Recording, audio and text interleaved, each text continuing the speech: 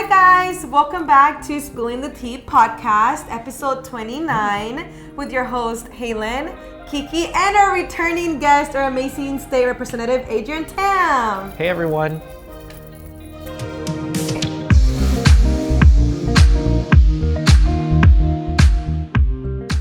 Fit check time. Haylin, what are you wearing? I'm always not exciting. I'm a Target mama, so Target and Target. Wait, where's your hair from? So I doubled my membership at Dry Bar, even though I was supposed to cut it. Sorry, Sam. Thank you, Dry Bar, Target top, and Target sweatpants. Oh, and we have Gucci slippers from Chelsea. Love it. Adrian, what are you wearing? Starting by your haircut. Well, my haircut is from Vintage Barbershop. My barber is Aaron Fume. He's fantastic. So if you want to go on Instagram and find him, go look for him. But my Aloha shirt is from Aloha Modern. It's a local shop here, and it's very comfortable. It's very breathable. And my pants are from Zara, and my shoes are from 2019. Very handsome. Love it. Love it. Wait, where is the shirt from? You said it's local owned, right? Yeah, it's from Aloha Modern. Aloha you can find them on Modern. Instagram. Shout out really like Aloha it. Modern. Yeah, Nice. I love it too. My hair, I grew it myself, but I dyed it black. Oh, you did? My dress is from Target, got it on sale. And then my Christmas slippers, they're Birkenstocks from Haylin. Guys, we are back. I know you've missed us. We had to take a mental health break. I feel like the last few weeks have been a little murky, but we are back and we're back stronger. How are you guys doing? Yes, we're all debriefing from the election, and I think last time we talked to all of you, I was extremely dysregulated. However, I was very happy to talk to the kids on the live. It was actually a really hard day for us and for the kids. As you know, we have a mental health clinic and we have a lot of LGBT youth at our clinic. And so there was a lot of fear, a lot of shock, and I think just a lot of feelings of defeat. How did you feel, Adrian? Well, I'm feeling more motivated now. Yeah. Stronger now. There have been some wins that we've seen, and we'll talk about that later. Sure. But, election night, I was really bummed. Even though I was happy I won my election, across the country I saw what was happening, and I was really sad for that. I wanted to throw up that night. Yeah. And I think I did throw up when I got home. But, it was good to just take a breather, take a step back, because it was an exhausting election. No, thank you so much for sharing that, because I think a lot of people don't realize how much it can affect the psychological development of kids in this community. Also, just, some of the hate, like this episode, right, is all of us being more grounded, all of us getting our hope back, all of us getting our strength and courage back, and then trying to be able to share that with our youth today. Thank you. I think that for me, I felt very defeated because honestly, guys, for those that know me in real life, you guys know that I was saying right and left that the other candidate was going to win. And I really thought we had it in the bag. Unfortunately, we didn't. But now, our friends here are saying I feel much better. I do have to say I went to sleep crying. I feel like I cry literally every single night that week, and showing up to work was really hard, right? Looking at the teens and letting them know that I'm sorry, the country failed you was really, really hard. And seeing them, how they were showing up to clinic, right? They were head down, crying, scared for what the future looked like for them, right? The uncertainty. But I'm happy to report that it's been a couple of days. It's been maybe 2 weeks now. And I'm feeling better. I've definitely regained my strength. And now it's about how we're gonna move forward as a team together. I'm so happy you're feeling so much better, because we need you both to keep doing the good work that you guys are doing. Thank you. No, I appreciate it. I think it was kind of challenging to see the wins, right? Yeah. Because it was such a huge loss. But like you said earlier, there are definitely a lot of wins that happened that night. And I want to talk to more about them. I wanted to remind everyone that even though we were going through it and we were feeling so defeated, in that same moment, right, we had a really amazing kiddo who started with us even from day one, and he was receiving the Innovative Behavioral Health Award in Pennsylvania. So that was happening. I know Matt, my own son, was presenting at the med school that same day, and I just want to talk about we are not going to stop building community. So it's like, even though there is this new person in power and there's fear around that, it doesn't mean that we're going to stop building community. Like, no one can stop us, and not one human can stop us from doing the work that we're going to continue to do. Yeah, the work has to continue. We have to continue to just keep moving forward. And it's not going to be easy, but since when is anything easy? Right. Yeah. And so the kids having that belief in themselves, right? Like them continue to do this good work, continue to invoke change and elevate their voice. I think belief is our number one tool or weapon to kind of combat the next 4 years. What do you guys think? I agree, and I want to recognize all of the Gen Z, because I do have to say that they were the reason why so many mindsets were shifted the night of the election. Their advocacy, right? They're believing on their beliefs and speaking out and educating the older generations on hey, why should you consider voting the other way around, right? What do you think, Adrian? I'm so impressed with Gen Z and the work that they're capable of doing. You saw all over social media that they're being very creative with the election, and they have been just overall hilarious. I love the way that they cope with it. Yeah. And I was looking at all the memes, the jokes, the reels on Instagram and TikTok, and I was just laughing. And, as Kamala Harris said, we might have lost this battle, but the war is not over, and we are going to win. Sometimes it takes a while. Absolutely. And Gen Z is going to be leading the way. 100%. I totally agree. We had the Hanos Fellows shout out to a lot of the executive directors of nonprofit organizations in Hawaii, and they all came to the cafe, and they were able to sit in front of some of our teen advisory council leaders.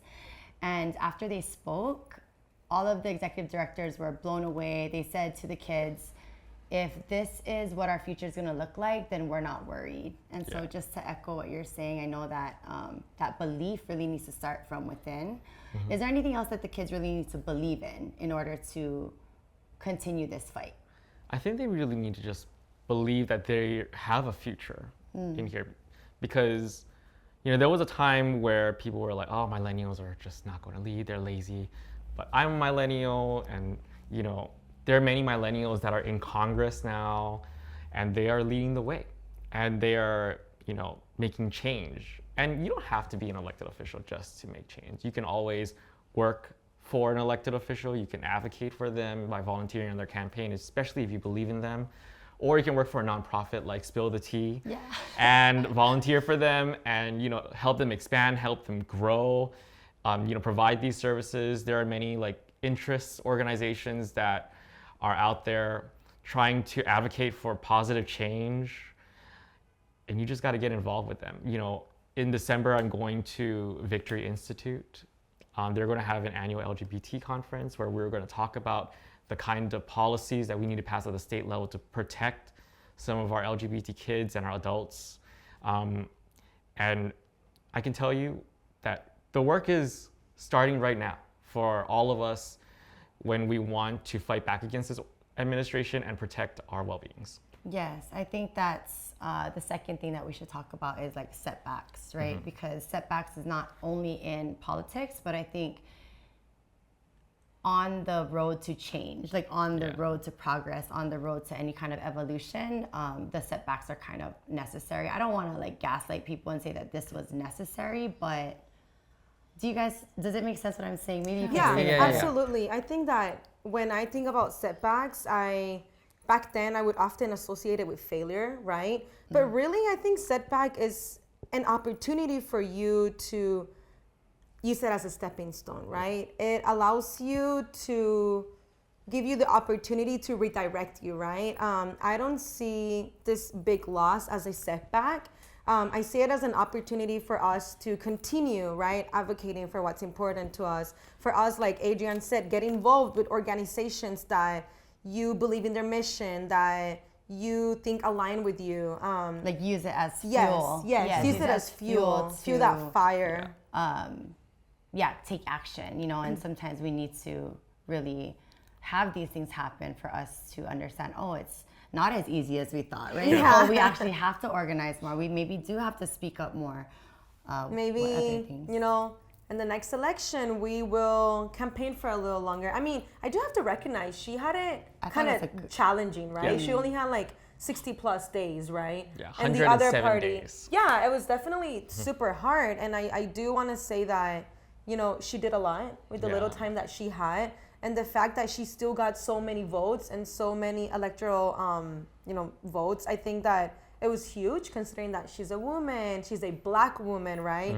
I think there were many, many things that could have said that she was not going to win. But even though she had that big loss, there was still, the win was much bigger than what we think. Even like Adrian, right? Like you have so many successes and congratulations. Thank and you. you just won. Like, Again. we were not worried about that at all. But at the same time, you know, maybe people might look at you and just think that you're all like your whole life was success. But was there any setbacks that maybe you had to overcome or other kids might have to overcome that you could think of? Yeah, you know, the road to success is riddled with failures, I tell everyone. You know, there's been times where, you know, I have fallen on my face and I had to just get back up and no one was willing to help me get back up. But that is everyone that you see in elected office. Barack Obama lost an election before. Bill Clinton has lost an election before. Joe Biden has lost an election. You know, I'm still young. I knock on wood, I don't lose one yet. But what I will say is, you know, in 2016, when Hillary Clinton lost and Donald Trump won, it gave way to a huge swell and wave of new leaders. It gave us Alexandria Ocasio-Cortez. We love her. And I think that I'm really hopeful that the next leader is going to come out of this election and it's going to take the country by storm. And it probably might not be an elected official. I often tell people that, you know, the people that that organized for women's suffrage, the people that threw the first brick at Stonewall, and who led the March on Washington, they were all average people that have never held elected office before. It was, you know, Elizabeth Cady Stanton, Susan B. Anthony, Marsha P. Johnson, and Dr. Martin Luther King. None of them ever had their name on a ballot before. So, you know, there is going to be a new leader that emerges from this, and the time to organize starts now, because the next election is not 2028, it is 2026, when the entire U.S. House of Representatives is going to be back on the ballot, and a huge chunk of the United States Senate will be on the ballot again. Which I was actually talking about that with one of my teens because, you know, they're like going through this grieving journey. But I mentioned that I was like, well, guys, we're not going to have to wait for years. We just have to get through this 2 more years. And I promise you that if we continue our advocacy, we are going to be able to get a lot of these people out, right? And I think that people need to not take this time to take a break. This is the time to continue our advocacy. It did not end on November 5th. It continues. Yeah, you know, when I won my first election and every election after that, you know, it's always been the next election starts the day after you win.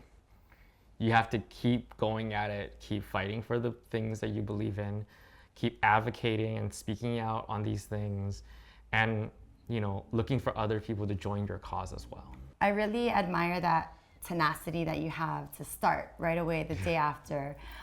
And I am worried about burnout or getting tired or feeling defeated because I see that within the kids so often. What are some tips that you might have, or what are some things that you actually do to make sure that you can continue that tenacity? You know, burnout is real. And taking a breather, lying in bed and just relaxing and having some time to yourself to go to the beach, relax, and just sleep is getting ready too, because, you know, you have to have energy. You have to be able to stay focused on your causes that you believe in. And, you know, I would say that everyone gets ready and fights in their own time and in their own way. And, you know, it's important to have that mental relaxation before you do anything. Just I like like we that. all did. Yes, and it's kind of like meditation too, right? Yeah. Or it's kind of like that calm before the storm. I like that. It's kind of hard because at times it feels like it is a little bit easier to just give up. You know what I Yeah. mean? And I think that during those times, it's when we have to say like, okay, well, I recognize this. I'm gonna take a 5-minute break, but I'm gonna come back stronger. And I mean, it is what we did, right? We Or had a this day little or a week. crisis. Yeah. I didn't watch CNN or any of Yeah, the me too, news me for an too. entire week, just so Yeah. I can just avoid what was going No, on. and honestly, social media was hard, right? I have a lot of Republican friends. I don't know why I have some family members. They're Puerto Ricans, they're Latinos, they're the minority, and they still choose to vote for Trump. So I definitely had to limit my social media amount of consumption. Definitely staying away from the news media. It was hard. You know what I was really surprised about, and I'm happy to be transparent and share it on here for any of our supporters. It was so surprising and heartbreaking to see in my DMs and emails and things like that, people of the community who voted for Trump, like people of the LGBT community. And I wasn't, I guess, prepared for that. And it was hard for me because I didn't realize that there were so many people, part of the community, who voted for Trump. Or even like people from the community sending us DMs saying like, you need to be like a little bit more quiet about it. Like that's not the way of leading, right? And it's like, wait, you're a part of the LGBTQA community. I'm doing this for you. I'm doing this so that you can walk freely on the streets, right? And they're telling us like, you have to be like a little bit more low key. I mean, I think it's for all of us. You know, we do this advocacy for all of us for a better future. And I just think that, again, we want to lead with love, and also we can't just lay down and die. Yeah. Do you know what I mean? Yeah. So there's a balance there, I think.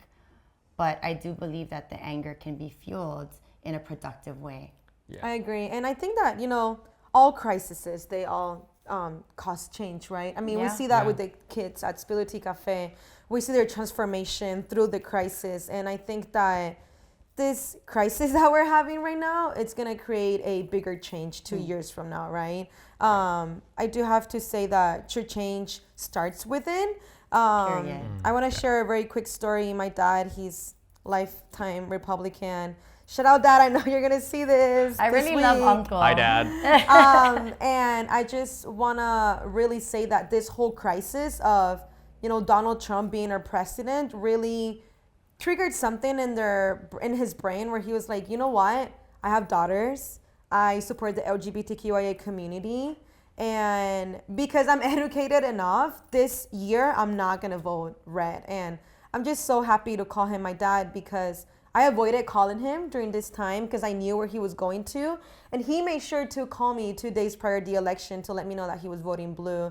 And, that's like, it's a change through all the crisis. So That's a win. Kiki. That is huge a- win. that is a That win. It's a is huge like- win. You're changing generations, Yeah. and that's so powerful. And I love success stories like that. Also, we have the first trans person, right? in Yes. Yeah, Congress. Sarah McBride. Yes. Congratulations. Shout out to Sarah Right? McBride. I heard like Biden appointed 15 black judges. Like we have Yeah. wins, you guys. Like what else wins do we have, Adrian?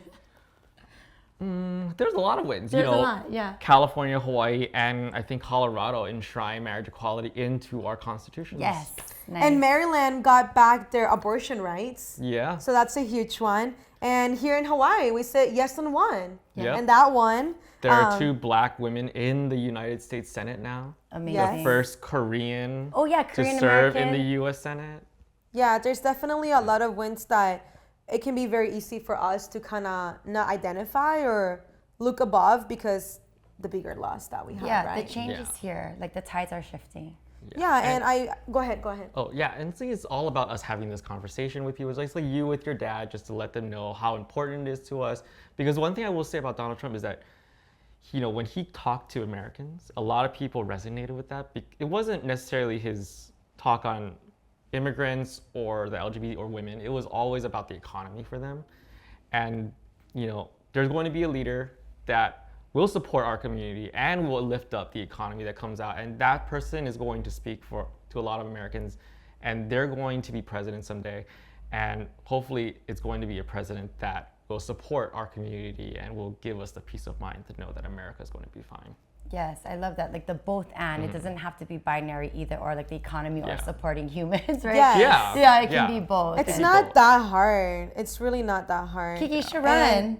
No, because you know what's my problem is that I will be educated, but I'm gonna be mad all the time Right. because We're working I'm on learning. it. I'm trying to learn to lead in I'm a so way that proud of people you. want to follow, and I want to lead with kindness. But when I am walking into a organization where the teens are coming to spill the tea cafe because they don't have supportive parents, because they can't access the healthcare that they need, or they're committing suicide because, or not committing suicide, but they're considering, right, attempting suicide because they don't have a safe person on a safe home to go. It's like, it's really hard for me to lead in a way that people want to follow with kindness because I'm so mad, I'm so fed up, right? Me as a cisgender person, it's even sad to say that I consider myself privileged because I don't have to go through all of that hate. But why do people in the LGBTQIA community do have to? Like, what makes them different? What makes you loving a person differently than me loving my boyfriend, right? And I just really want to encourage people to continue speaking up, right? Continue speaking up even when it's uncomfortable. I think that especially during the holidays, right? It can be very hard to go back home. Oh, we should do a whole episode on that. Yes. Preparing you guys for the holidays. How to talk to you Yes, family. it's always really, really hard to go back home and sit on a table where, your cousin supports the red people or your grandpa doesn't think that LGBTQIA rights should be accessible, right? Like, it can be hard. So I just really want to encourage people to speak up. Have that power on believing on your thoughts. Go ahead. So sorry. No, I was going to say, Adrian, from your professional opinion, but even your personal opinion, what are some things that the teens can do, or even what can anyone do after all of this that can really help or start to really move the needle? I think, like I said, the next election is 2026. Yeah.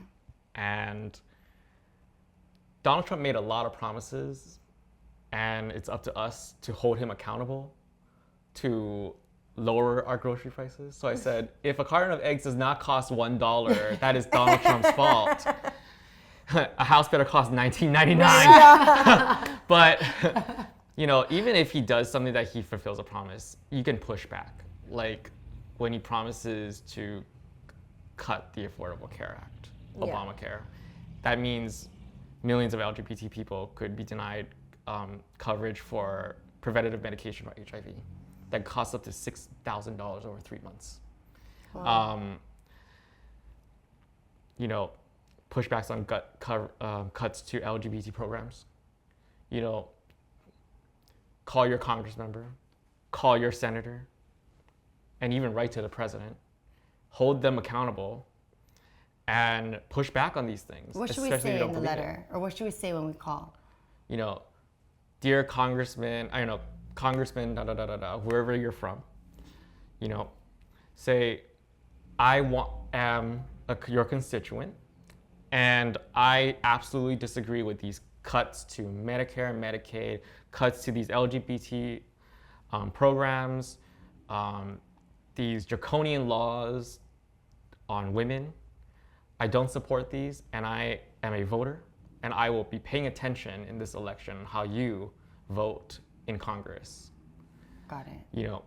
You are our boss, like it or not, and you dictate what we do, so you have to tell us what you believe in, and work for an organization or volunteer for an organization that that fights for causes you believe in. Spill the Tea Cafe provides a lot of mental health services, and that's important too, because you're trying to uplift this community. But there are many organizations that are out there. Stonewall Caucus of the Democratic Party fights for LGBT causes, and we just elected someone to lead the Stonewall Caucus, and is the first trans person to ever lead it here. I saw that. I got an email. I got really excited. It's very cool. Shout out to Abby. Yay. And there are also organizations like Planned Parenthood that fights for healthcare for women, and you can always get involved with one of those. Take an internship at the state capitol or in Congress. with someone you absolutely believe in.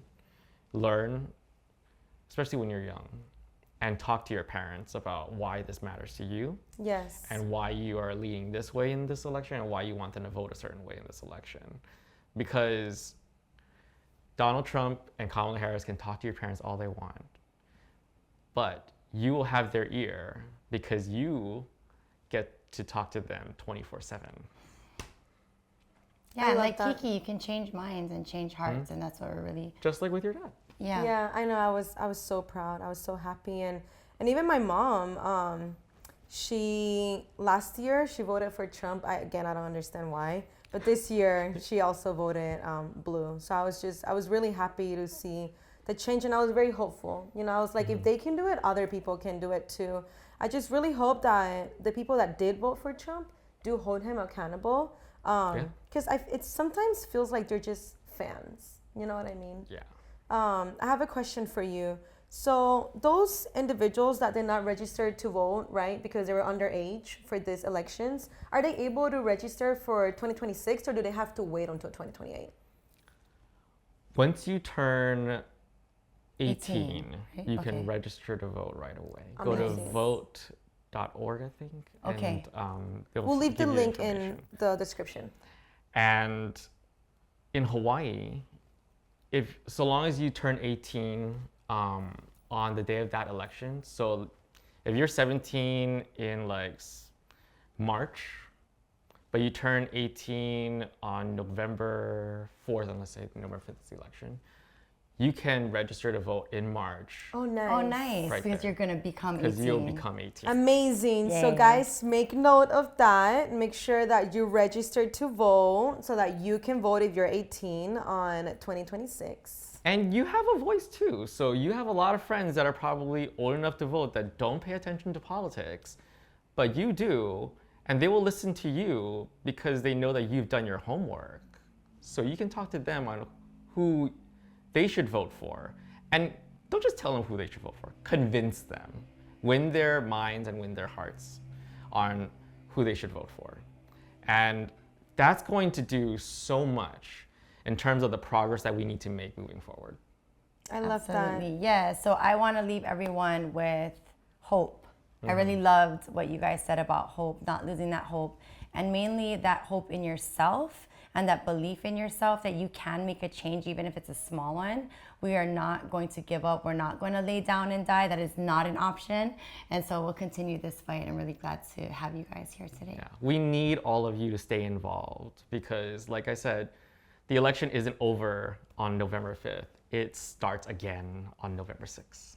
And don't forget, guys, if we quit, they win. So this is not over. Thank you guys so much for tuning in. If you want to get involved, just reach out to info@spilltheteacafe.org. You can visit our website to donate, www.spilltheteacafe.org/donate. And yeah, just make sure you subscribe and like this video. Thank you guys. Thank you.